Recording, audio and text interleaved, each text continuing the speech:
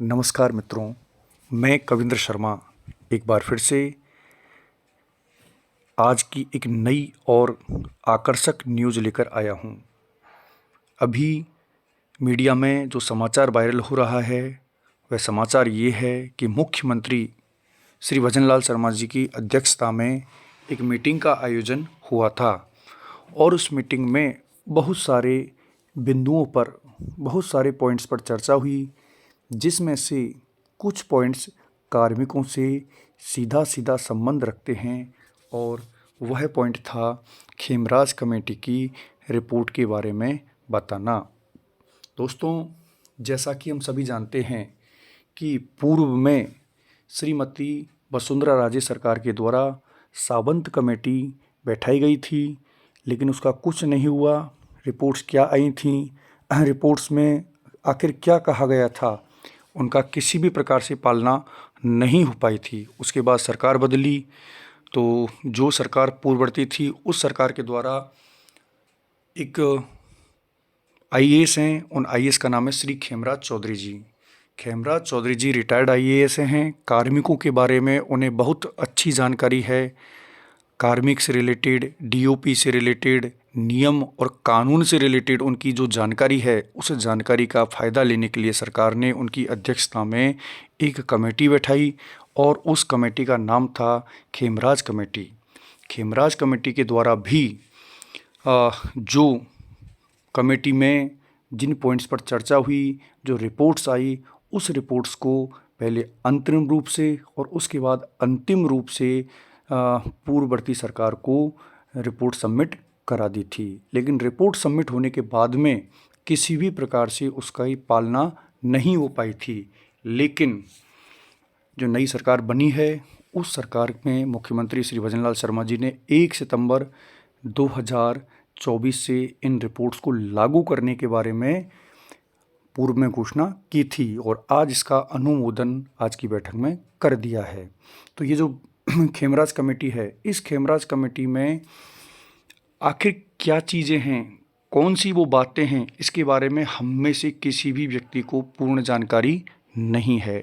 चूँकि ये जो बैठक है, ये जो कमेटी थी, इस कमेटी का गठन करने का मुख्य जो उद्देश्य था वो था कर्मचारियों की वेतन विसंगतियों को दूर करना।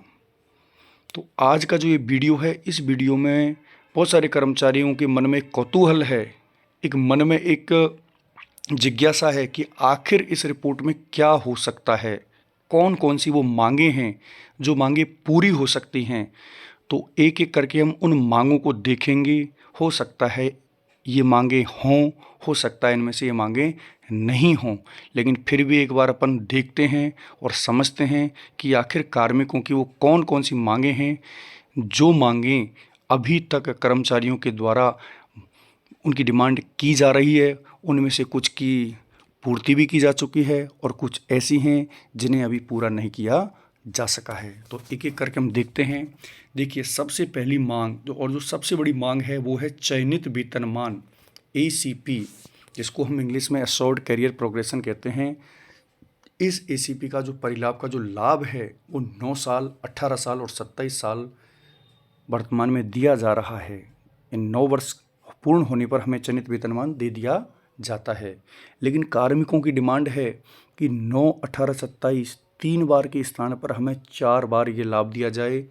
8, 16, 24 और 32 इस प्रकार इन वर्षों पर 8 वर्ष पूर्ण होने पर, 16 वर्ष पूर्ण होने पर, 24 वर्ष पूर्ण होने पर और 32 वर्ष पूर्ण होने पर हमें इसका लाभ दिया जाए, ऐसी ये मांग है। और कहीं कहीं मांग 7, 14, 21, 28 की भी की जा रही है। तो देखना ये है कि क्या ये मांग इस कमेटी की रिपोर्ट में है या नहीं। ये तो रिपोर्ट आने के बाद ही पता चलेगा। देखते हैं दूसरी मांग क्या है। दूसरी मांग कर्मचारियों की समय समय पर रही है कि संविदा के जो कर्मचारी हैं और यूटीवी के माध्यम से जो कर्मचारी लगे हैं, उन सभी अस्थायी कर्मचारियों को परमानेंट कर दिया जाए। एक प्रकार की मांग ये भी है। अगली मांग को देखते हैं। ये बहुत बड़ी मांग है, तृतीय श्रेणी अध्यापकों के स्थानांतरण हों।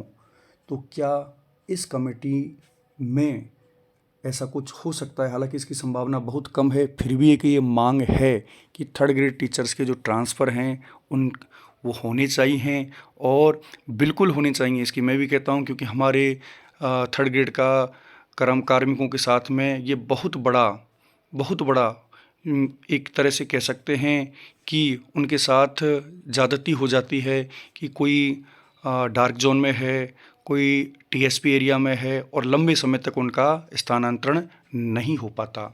नेक्स्ट देखते हैं, पीएल और ईएल की सीमा 300 दिवस से बढ़ाकर सेवानिवृत्ति तक जोड़ी जाएं। देखिए, पीएल प्रिविलेज लीव जिसको हम उपार्जित अवकाश कहते हैं, और निगम, बोर्ड, स्वायत्त शासी संस्थान है बहुत सारी, उसमें इसको ईएल भी कहा जाता है। रोडवेज में इसको ईएल बोला जाता है। तो इसकी जो मैक्सिमम लिमिट होती है वो 300 दिन होती है। एक कार्मिक को अलग अलग प्रकार से होते हैं, जैसे कि शिक्षकों को 15 दिन का मिलता है, लेकिन जो एलडीसी यूडीसी होते हैं जिनका वर्तमान में नाम परिवर्तन कर दिया है, उस एलडीसी और यूडीसी को 30 दिन का मिलता है। अब सोच के देखिए, 30 दिन का अवकाश पीएल उन्हें मिल रही हैं तो 10 साल में ही 300 हो जाती हैं। उसके बाद या तो उन अवकाश का वो उपयोग करें या फिर वो लैप्स हो जाती हैं। तो ये भी एक कर्मचारियों की बहुत बड़ी मांग है कि जब रिटायरमेंट हो तो वो 300 से अधिक उनके खाते में वो जोड़ दी जाएं, ताकि उन्हें सेवानिवृत्ति पर वो लाभ मिल सके। अगली मांग क्या थी कि मंत्रालयिक एवं अधीनस्थ संवर्ग के स्टेशनरी भत्ता स्वीकृत किया जाए। देखिए, स्टेशनरी भत्ता एक भत्ता होता है जिसमें कर्मचारियों के द्वारा स्टेशनरी, पेन, पेंसिल आदि जो भी उपयोग में ली जाती हैं उसका एक्स्ट्रा भत्ता होना चाहिए। इससे पूर्व शिक्षकों के लिए भी पूर्व में ये घोषणा की जा चुकी है, लेकिन बाद में यह आदेश वापस ले लिया गया था। तो ये भी एक मांग है। अब एक मांग ये भी कर्मचारियों की रही है कि अधीनस्थ मंत्रालयिक संवर्ग कोष सचिवालय कर्मियों की समान पदोन्नति का लाभ दिया जाए और वेतन भत्ते दिए जाएं, और द्वितीय पदोन्नति है वो ग्रेड पे 4200 की जाए। तो इस मांग के लिए भी कार्मिक डिमांड कर रहे हैं। अगली मांग है कि निविदा एवं संविदा पदों पर लगे कार्मिकों का न्यूनतम पारिश्रमिक 18,000 तय किया जाए। ठेका और प्लेसमेंट एजेंसियों के मार्फत लगे कार्मिकों को RLSDC के माध्यम से सीधे वेतन दिया जाए। देखिए, अभी बहुत सारे डिपार्टमेंट हैं, शिक्षा विभाग में तो भी हैं, शिक्षा विभाग में भी MGGS में अभी लगे हैं संविदा कार्मिक। इसके अलावा 104 जननी एक्सप्रेस है चिकित्सा विभाग में। इसके अलावा 108 एम्बुलेंस में, बहुत सारे विभाग हैं जिसमें संविदा कार्मिक ठेका या प्लेसमेंट एजेंसी के माध्यम से लगे हैं। शिक्षा विभाग में तो डायरेक्ट लगे हैं, लेकिन जो प्लेसमेंट एजेंसी के माध्यम से लगे हैं उन कार्मिकों को सरकारी संविदा जो ये RLSDC है उसमें लिया जाए, ऐसी भी इनकी मांग है। अगला है MTS का पद। MTS को बोलते हैं मल्टी टास्किंग स्टाफ। ये पद सृजित होना चाहिए। सेंट्रल गवर्नमेंट में ये पद है, और जो सहायक कर्मचारी हैं उनको उसमें समायोजित किया जाए और उनका जो न्यूनतम प्रारंभिक वेतन है वो 18,000 किया जाए, ऐसा भी मांग है। ये मांग कन्फर्म मुझे याद नहीं है, शायद ये पूरी हो चुकी है या नहीं, ऐसी मांग ये रही है। अगला है 2009-10 के, ये देखो इम्पोर्टेंट है, पाते वेतन पर पद स्थापित वरिष्ठ अध्यापक और प्रधानाध्यापक ग्रेड सेकंड को एडहॉक प्रमोशन की तारीख से नियमित पदोन्नति सुनिश्चित की जाए। ये मसला बहुत बड़ा है। पाते वेतन वाले जो शिक्षक हैं आज भी पीड़ित हैं, ना तो वो सेकंड ग्रेड के हैं ना वो थर्ड ग्रेड के हैं। उनका ये पता नहीं कि आखिर वो किस ग्रेड में नौकरी कर रहे हैं।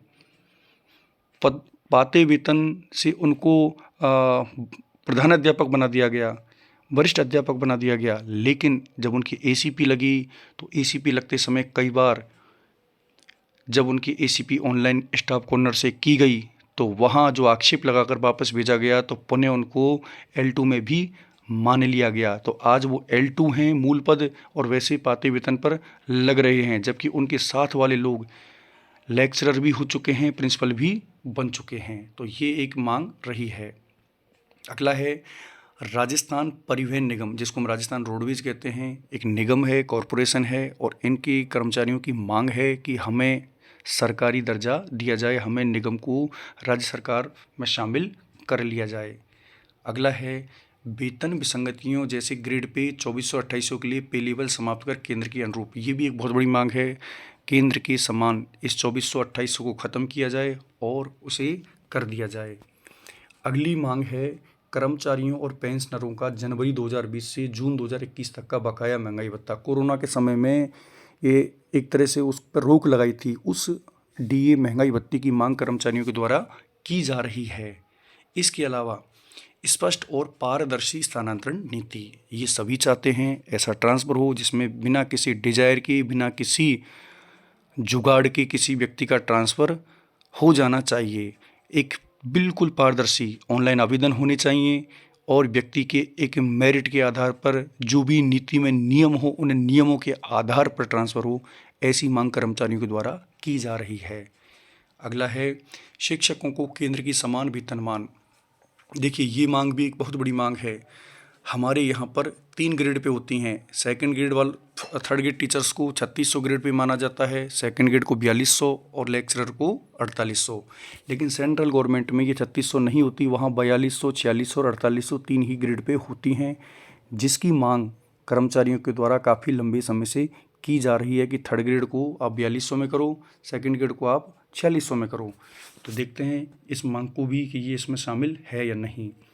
अगला है शिक्षकों एवं प्रबोधकों की फिक्सेशन त्रुटि को दूर कर 11,100 के स्थान पर 12,900 करना। देखिए इसमें भी ये जो प्रबोधक और शिक्षक लगे हैं, इनके जब फिक्सेशन किए गए थे उस समय 11,100 कर दिया गया था, लेकिन इन कर्मचारियों की मांग है कि ये गलत हुआ है और हमारा 12,900 किया जाए। इस संबंध में कोर्ट में काफ़ी वाद विवाद और याचिकाएं लगी हैं। ये मामला भी निस्तारित हुआ है या नहीं, इसकी अभी मुझे पूर्ण जानकारी नहीं है। अगला और लास्ट 2007-8 की भर्ती में जो कार्मिक हैं उन लोगों का भी यही मामला है कि उनकी जो वेतन वृद्धि है, एक वेतन वृद्धि का कुछ ऐसा मैटर है कि उनकी एक वेतन वृद्धि कम लग रही है और वो लगाई जाए। तो इस प्रकार से ये जो खेमराज कमेटी, जैसे ही इसका नाम आया है तो कार्मिकों में एक तरह से जिज्ञासा उत्पन्न हो गई है। कार्मिक जागृत अवस्था में आ चुके हैं। विभिन्न प्रकार के विभागों के लोगों में इस प्रकार की ये एक जो सोच है, उस सोच के साथ वो कि आखिर ये 4200 होने वाला है या 4600 होने वाला है या फिर सचिवालय कार्मिकों के बराबर एलडीसी यूडीसी होने वाले हैं, आखिर क्या होने वाला है। इन सभी बिंदुओं का, इन सभी प्रश्नों का जवाब उस समय मिलेगा जिस समय खेमराज कमेटी की वास्तविक रिपोर्ट हमारे समक्ष आ जाएगी। मैंने इस वीडियो के माध्यम से उन पॉइंट्स को शामिल किया है जो मांगें कर्मचारियों के द्वारा समय समय पर उठाई जाती रही हैं। इन मांगों में से कोई भी मांग खेमराज कमेटी की रिपोर्ट में हो सकती है और हो सकता है इनमें से एक भी मांग ना हो। आपको क्या लगता है कि कौन सी मांग ऐसी है जो खेमराज कमेटी में होनी चाहिए, कौन सी मांग ऐसी है, इस पर आप डिस्कस करें, चर्चा करें, कमेंट करें। और यदि आपको मेरे द्वारा ये बनाया गया वीडियो अच्छा लगा तो कृपया चैनल को सब्सक्राइब करें, वीडियो को लाइक करें। नमस्कार, धन्यवाद, जय हिंद।